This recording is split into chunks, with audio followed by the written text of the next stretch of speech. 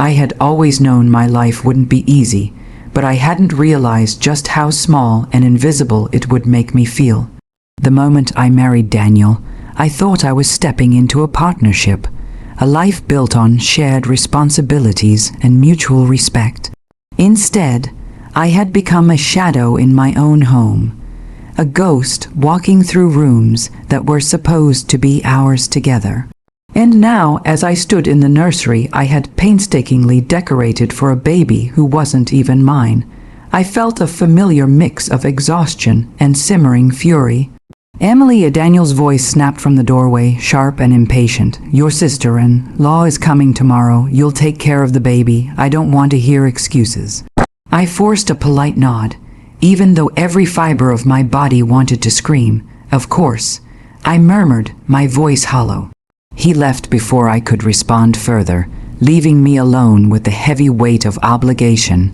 I took a deep breath and ran my hands over the crib, over the tiny blanket folded just so, over the small, plush toys arranged in a perfect circle. Everything looked peaceful, almost cheerful, but I knew that peace was a lie, a carefully crafted facade for a house that had long lost any warmth or tenderness toward me. Daniel's sister, Miranda, was coming with her baby. I had met her once, briefly, and remembered her smile, the way she always seemed amused by life, a stark contrast to my quiet existence. She had no idea what she was asking, or what she was taking for granted. She would arrive, smiling, perhaps even laughing, while I was left to do all the work, feeding, changing, comforting, and yet smile as if I were happy to do it. I walked through the house, tidying up, though it was hardly necessary. My anger simmered beneath my calm exterior. I imagined telling Daniel exactly how I felt, but I knew better. Words meant nothing to him unless they aligned with his desires. I had tried countless times to share my thoughts, my needs, my small hopes for a life together. Each time I was dismissed, waved off, or told I was overreacting. I had learned to stop speaking, to stop hoping, to stop fighting, but deep down, beneath the layers of acquiescence, a quiet fire had begun to burn. As I arranged the baby clothes in the dresser drawers, I thought about the unfairness of it all. Why should I, someone who had dedicated herself to a marriage where her own voice barely mattered, be forced to serve another person's family, bending over backward for people who couldn't even remember my name half the time? The more I thought about it, the more I realized something. I didn't have to stay silent forever. There was power in patience, in planning, in waiting. I glanced at the small rocking chair by the crib. It looked inviting, almost comforting. I sat down and held my hands in my lap, closing my eyes. The baby would arrive tomorrow, tiny and helpless, but it wasn't the baby I resented. It was the entire situation, the suffocating control, the endless demands.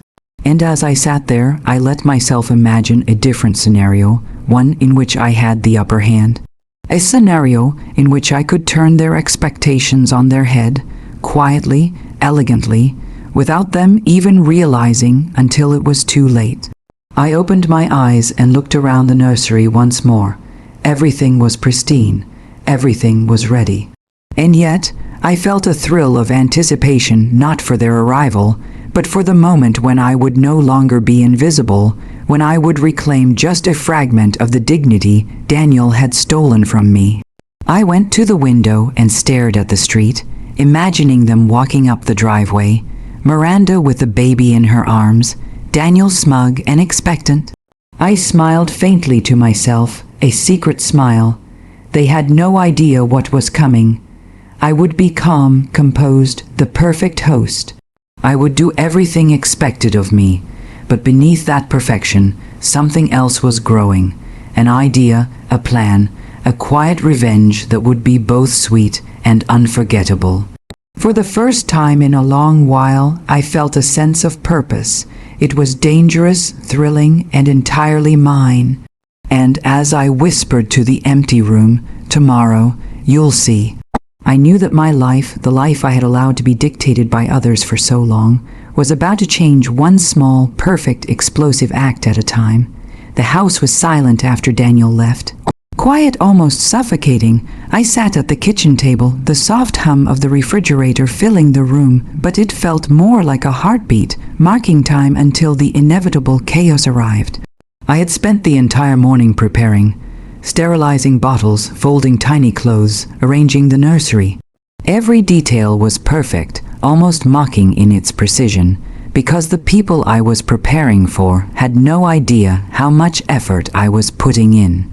I sipped my tea, letting the warmth spread through my hands, and thought about the baby.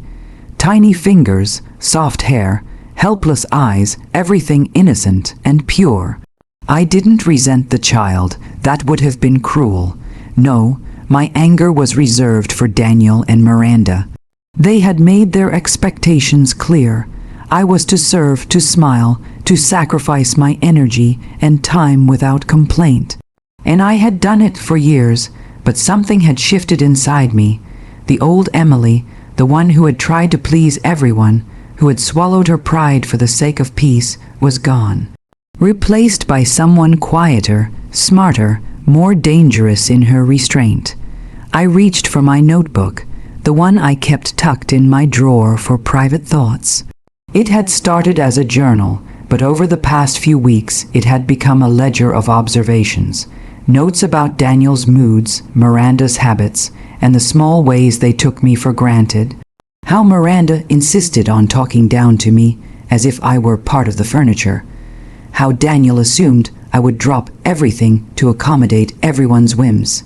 How neither of them noticed or perhaps cared that I had my own life beneath the surface. I wrote down ideas, subtle ways to regain control, to make them see that I was not invisible, that my compliance was not weakness. A smile tugged at my lips as I imagined the possibilities.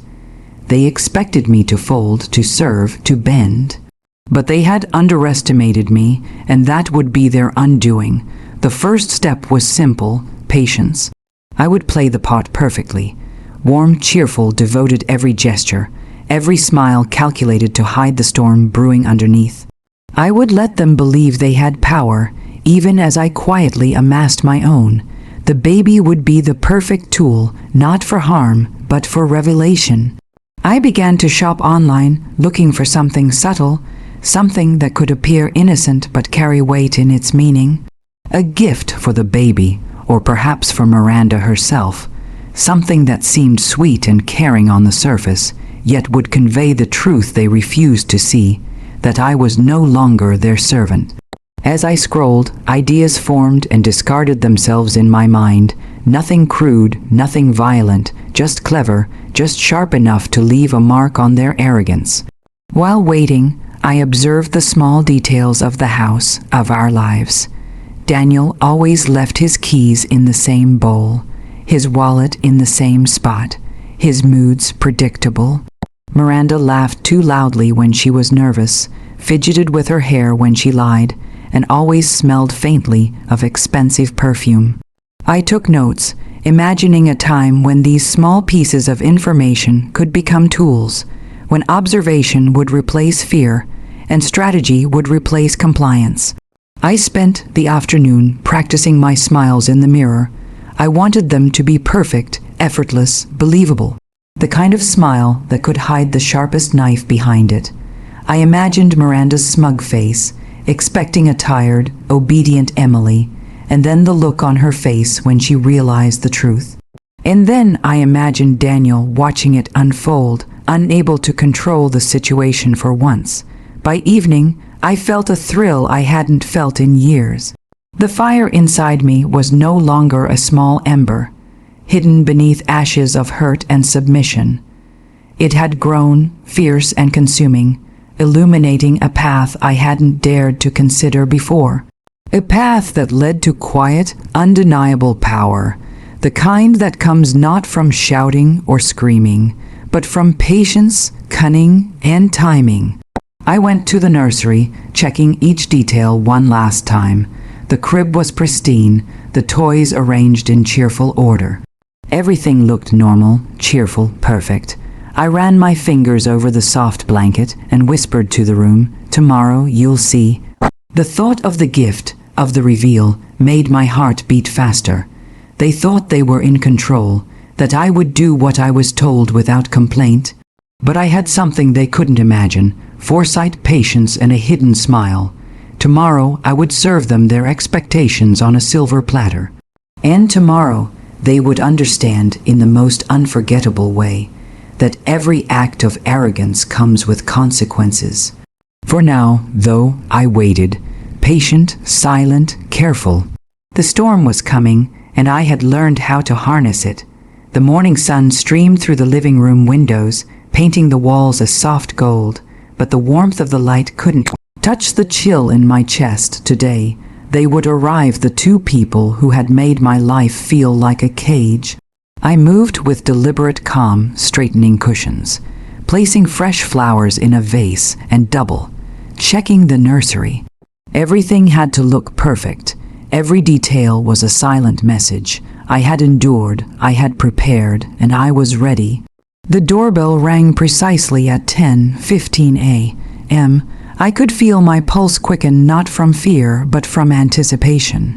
Daniel's smug grin and Miranda's easy laugh would fill the hallway soon, and I would be ready. I walked to the door, smoothing the creases in my blouse, and opened it with a smile that was flawless, radiant, completely convincing. "Good morning," I said, my voice light, cheerful, welcome. Miranda's eyes sparkled as she handed me the baby. "Oh, Emily, thank you so much for doing this. We really appreciate it." Her words dripped with sweetness, but I recognized the underlying entitlement. She expected gratitude, obedience, and exhaustion in return for her casual thanks. I nodded, lifting the baby with practiced ease, my smile never faltering. Daniel stepped inside, shaking off his coat, glancing around as if inspecting a showroom. "I told you everything would be fine," he said, his tone smug. "Emily's handling it, like I said she would." "Yes," I said, keeping my voice calm, almost musical. "Everything is ready." The words felt heavy, loaded with a meaning they couldn't yet grasp. I carried the baby to the nursery, every movement smooth, precise, deliberate. I could feel their eyes on me, Daniel's judgmental gaze, Miranda's expectant smile, and I let them believe they were in control. I set the baby in the crib, tucking the tiny blanket around them. Miranda's eyes softened, her smile widening. "You're amazing, Emily. Truly, thank you," I said, bowing my head slightly, all innocence, all sweetness. "I just want the baby to be comfortable." The day began predictably enough. I fed the baby, changed the diapers, sang softly when the child fussed. I laughed at Miranda's light-hearted comments, nodded at Daniel's occasional advice, and all the while, the storm I had been nurturing in silence continued to grow. Every compliment, every casual command only reinforced their underestimation of me. They had no idea that the act of care I performed with love and precision was also a part of my plan, a performance designed to lull them into a false sense of security. By mid-afternoon, I decided it was time. I had purchased the gift weeks ago, carefully selecting something that seemed sweet and innocent, perfect for a baby's arrival. But it was also the culmination of my quiet plotting. I had hidden it in a corner of the nursery, wrapped in cheerful paper, adorned with a bow, ready for the moment when they would least suspect it.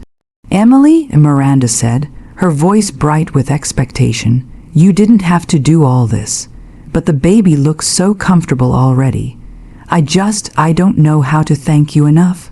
I smiled wider, the kind of smile that concealed everything. "There's no need to thank me," I said, "but I do have something for the baby, a little gift." Miranda's eyes lit up and Daniel's brow lifted slightly. They leaned forward eagerly, unaware that their anticipation only made the reveal sharper. I handed the carefully wrapped package to Miranda with deliberate grace. "I thought it might be nice," I said softly. "Something to welcome the baby into the family." Miranda tore the paper with childish excitement, and Daniel watched, clearly expecting a small toy or a keepsake. But the moment they saw what was inside, their expressions shifted. Confusion, then surprise, then disbelief. I stood behind them, my hands folded neatly, my smile unbroken. The baby remained blissfully unaware in the crib, a perfect picture of innocence. And yet in that room, the air changed. I could feel it, a subtle shift as they began to understand that the dynamic had changed, if only slightly. I had not yet spoken a word of confrontation, yet the message was already clear. I was no longer merely obedient. I had agency, I had patience, I had strategy. Daniel looked at me, eyes narrowing slightly, trying to grasp the subtle cruelty hidden in my seemingly gentle gesture. Miranda fumbled with the gift, her voice faltering. Emily, what? I tilted my head, maintaining the perfect calm, the sweetness they expected. I thought you might like it. I said softly, it's just something special, from me to you. The room was silent, except for the baby's soft cooing. And in that silence, I felt a thrill unlike anything I had experienced in years. For the first time, they were uncertain. For the first time, they realized that their assumptions, their arrogance, their control were not absolute. And that realization, quiet as it was, tasted like victory. The room was quiet, but it wasn't peaceful. The baby lay in the crib, eyes wide and curious, unaware of the storm unfolding around them. Miranda's hands trembled slightly as she held the gift I had so carefully chosen, and Daniel's face had shifted from smugness to confusion, then disbelief. Their carefully constructed world of control and entitlement was beginning to crack, and I watched it happen with a calm I had never felt before. Emily, what is this? Miranda stammered, her voice a mix of shock and uncertainty. I stepped forward slowly, keeping my smile soft, gentle, the kind that masked everything beneath it. It's something special, I said quietly. I thought it might be nice to welcome the baby and to remind everyone that small gestures have meaning. Daniel's eyes narrowed, and I could see the flicker of frustration crossing his face. He had expected obedience, efficiency, and gratitude, not this. Not subtle defiance wrapped in sweetness. Emily, he said, his voice tight, this isn't necessary. It's just a gift. I shook my head slightly, maintaining the perfect composure. It may seem small, Daniel, but sometimes the smallest actions speak the loudest. Sometimes the people who seem quiet are the ones who notice everything, every demand, every expectation, every moment someone assumes obedience without thought. Miranda's gaze dropped to the gift, then to me, realization dawning. The toy, the keepsake, the carefully wrapped package, they all symbolized something deeper than a simple welcome. They were a statement, a mirror reflecting back their arrogance, their entitlement, their assumption that I would always bend to their will. The air in the room shifted, heavy with tension. Daniel's jaw tightened, and I could see the calculations running through his mind. How had I orchestrated this? How had I taken a simple act of care and turned it into a lesson they couldn't ignore? I moved closer to the crib, smoothing the baby's blanket and letting my fingers linger on the tiny hand. The innocence of the child contrasted sharply with the storm behind me. The baby looked up at me with trust, completely unaware of the subtle power dynamics at play. I smiled down at them, and in that moment, I realized something important. My revenge would not harm the innocent. It would target the arrogance, the cruelty, and the thoughtlessness that had been forced onto me for too long. Miranda swallowed hard, her voice almost a whisper. Emily, I never realized you didn't. I said softly, looking at her with a calm that cut deeper than anger ever could. And Daniel, you never have. But perhaps now, after a small reminder, you will understand. You've treated me as if my life, my energy, my time were yours to command. Today, I honored the baby, but I also honored myself. That is something you never expected. Daniel opened his mouth, but no words came. I could see the recognition in his eyes, the first crack in his armor. He had underestimated me, assumed my compliance would be eternal, assumed my silence was weakness. And now he understood in a way that would linger far longer than any argument, any confrontation. Miranda's lips pressed into a thin line. She tried to smile, but it faltered. Her usual confidence, her playful entitlement, had been punctured by a simple, elegant act. A gift, a gesture, and a perfectly executed message. I stepped back, letting the tension settle, letting them absorb the weight of what I had done. I didn't shout, didn't scream, didn't demand apologies. I simply stood there, composed, radiant in my restraint, and allowed the silence to speak.